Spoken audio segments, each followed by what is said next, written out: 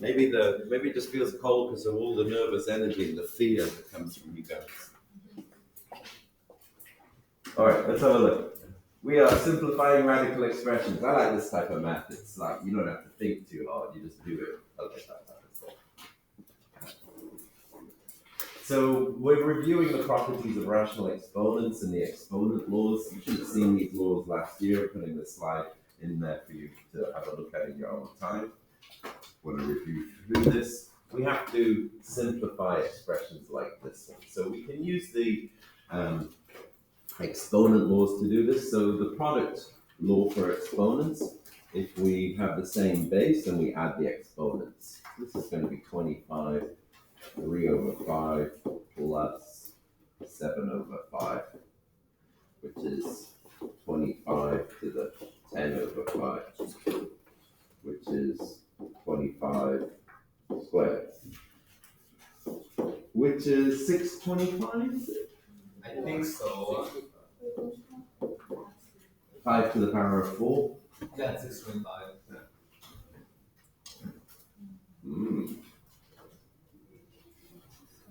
Are we all good there on that one? Yeah. Excellent. So here we have the exponent law for quotients. So we subtract this time. So we've got 8 to the 1 over 3 minus 2 over 3. This is going to give us 8 to the minus 1 over 3, which is 1 over 8 to the 1 over 3. And it wants us to have positive exponents. So we would leave it like this. You can write, sorry, we won't. We can write this like this, can't we? Yeah. That's much better, isn't it? Let's simplify. That's what we use this. It does.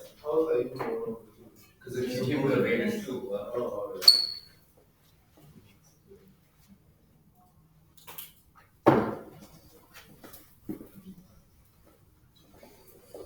You guys want to have a go at this one? Yeah. Warm you up? Tell your ex, like, I want to do it. Stop it.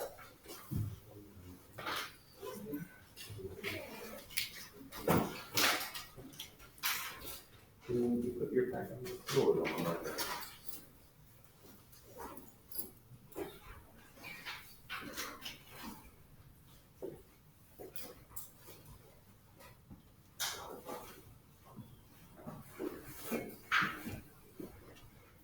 Nice straight in your computer.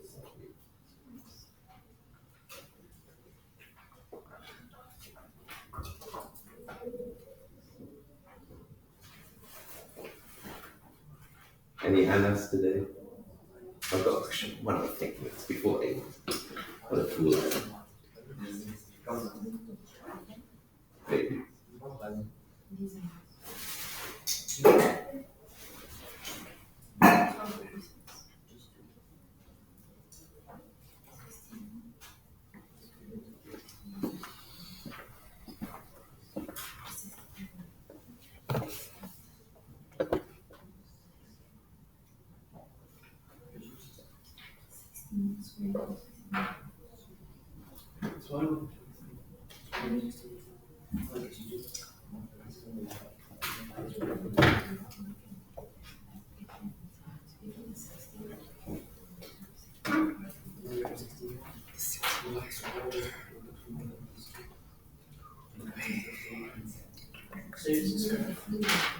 How can I tell from here?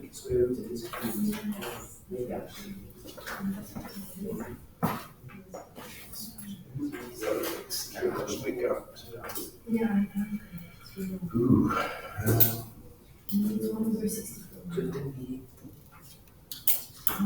Could be 1 over 64 or 1 over 60.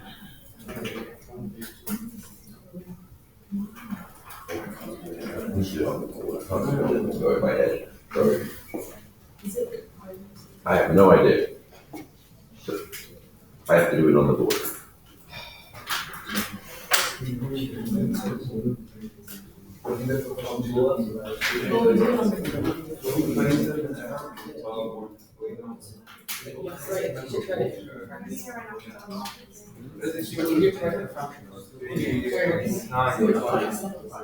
Which one? Either y over 16 or y over 64. I got y over 16.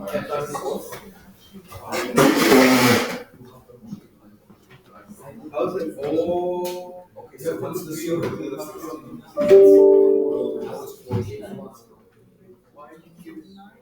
Multiplying it by 2 over 2. No, but that's why you're multiplying 116. 9 times So you're 2 gonna divided by 6.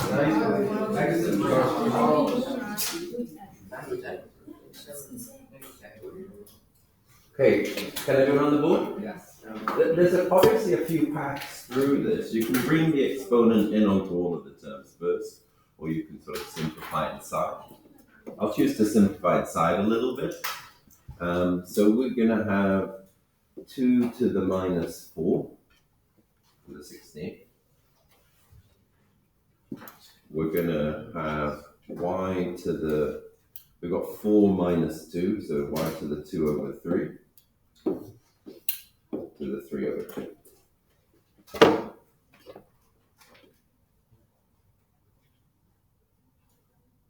That looks good to me. My checkers? Am I good? I wouldn't know because I didn't simplify. I just like solved it as it is. So 16 is 2 to the 4. Yeah. So And then negative 4 to the 4. Yeah. 4 over 3 minus 2 over 3 is 2 over 3. So now when we bring Yeah, that looks right. exponent in, 4 divided by 2 is 2. So we get 2 to the minus 6. Y. So y over 64. Do you have to do your way? No, there's multitude of pathways through problems like this. Just the order that you want to do. Because it's all basically products, even when it comes to a lot of the exponent stuff, you can just do it in any way.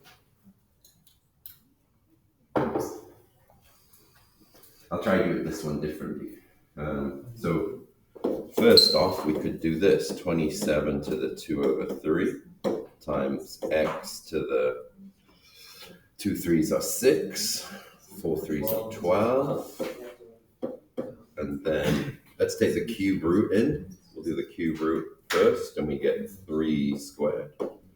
Here on this one, we've got x to the half, so that's 9 root x, or maybe, let's say positive exponent, so 9x to the half. We got correct right next to it. I'm just reading the question. It says exponents in simplified form should be positive, so maybe they want it in exponent form.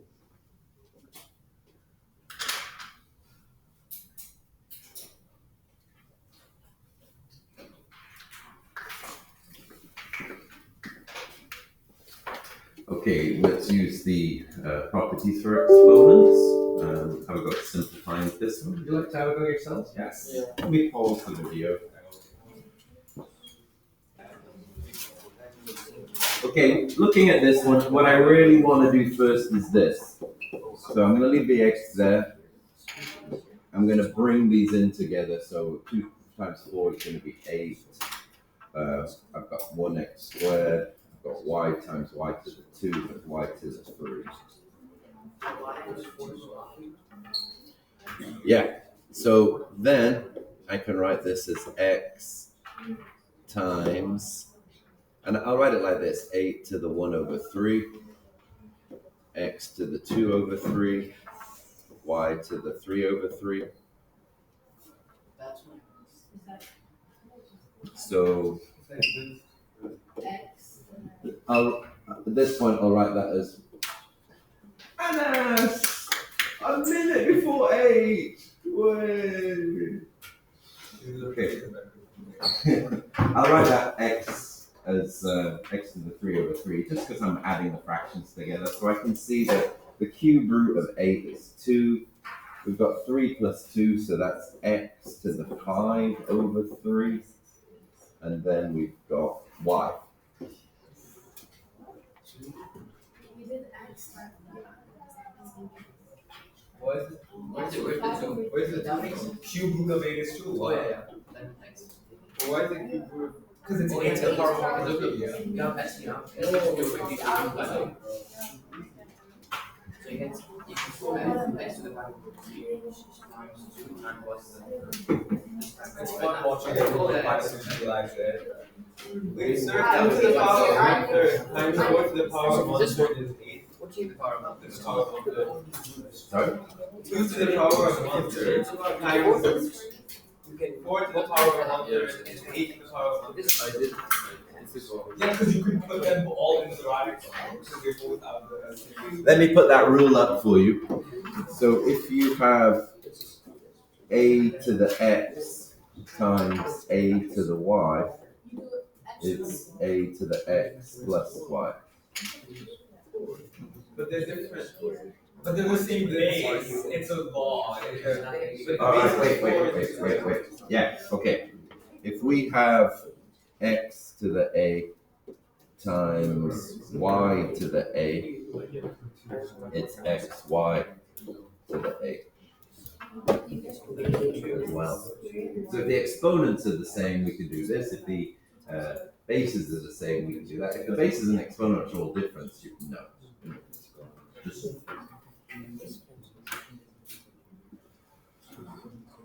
so some of the laws that we're looking at, I think I was using this one here just then, the property product for roots.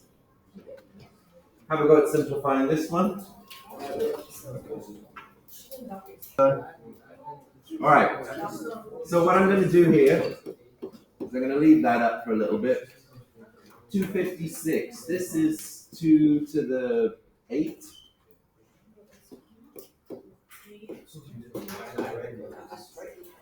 2 to the 8? Just 8. 128.7, yeah. So then I'm going to split it a little bit.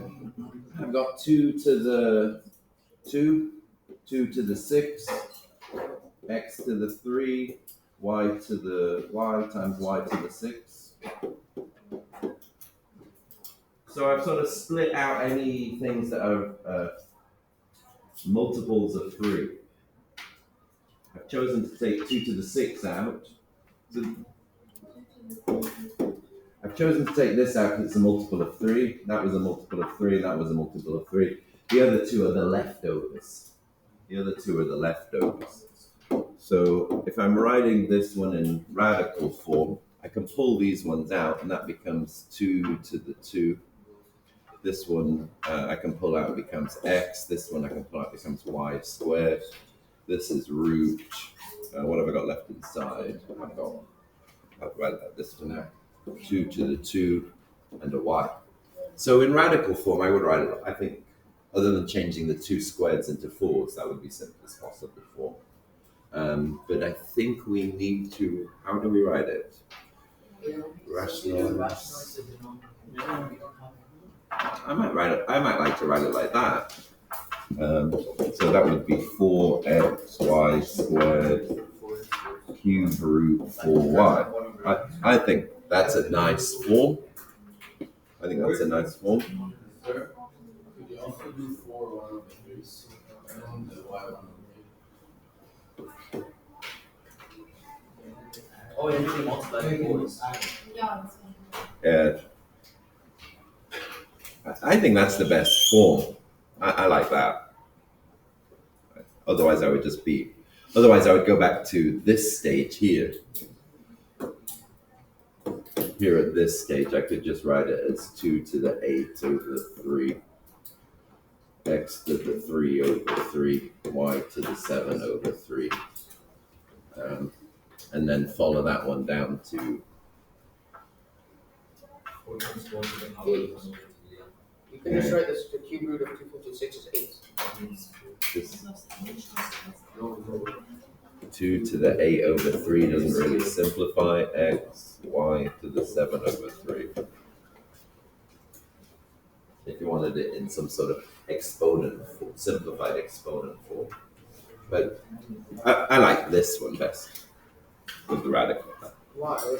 It's just easy to read, easy to use in algebra and things. This one's a little bit more compact. I don't know, I like that one. Depends what you're doing with it next. Okay, I shall do this one for us. We've got to show that question here on this one. So this is with a calculator, obviously. So for A, we've got R is equal to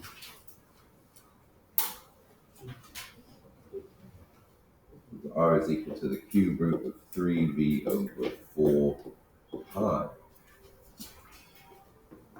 So that is simply the cube root of 3 over 4 pi times the cube root of v. Stick this into the calculator, we get 0.62 cube root of v. Done. There is no other way to get that 0.62 without using a calculator. Use that, so V P multiplies it. Yeah. Can we show it like this, or do we have to do like left hand side, right? I have done left hand side, right hand side. Oh. He has his right hand side of the word is cube root of 3d over 4 pi, which equals this, and then it goes on, and then 0.62 cube root of v is the left. That's good. Right. The left hand side is R. Yeah, that's it. The right hand side is 0.62 root 3. Cube root of v. Okay, what should the radius be for a float that needs to contain 4.4 feet of air to have a proper buoyancy? So let's have a read of the questions. The buoyancy of a fishing float depends on the volume of the air it contains. The radius of the spherical float is given by this. What should the radius be? B. R equals, let me use the exact value. Our value of V, 4.4 feet, cubic feet, 4 pi. And the radius will be, type it into our calculator. Cube root. All right, sorry, I remember what this is for. This is it to me to show you where the cube root symbol is on your calculator. You press Control, and you can find it here. So we want the cube root.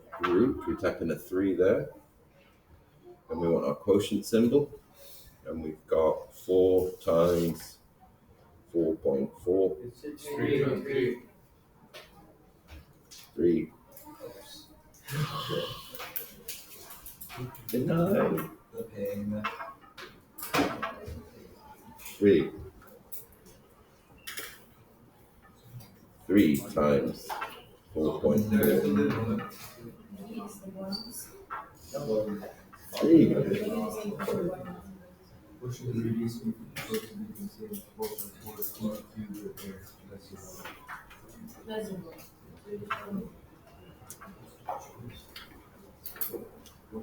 So we have 1.0165, so 1.02 feet.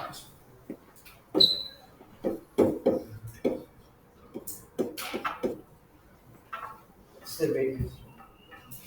That would be the radius. What would the radius be? Yes. Easy. That's it for today. Some fun IXLs. Have fun. Whatever you Slide backwards. Hold on.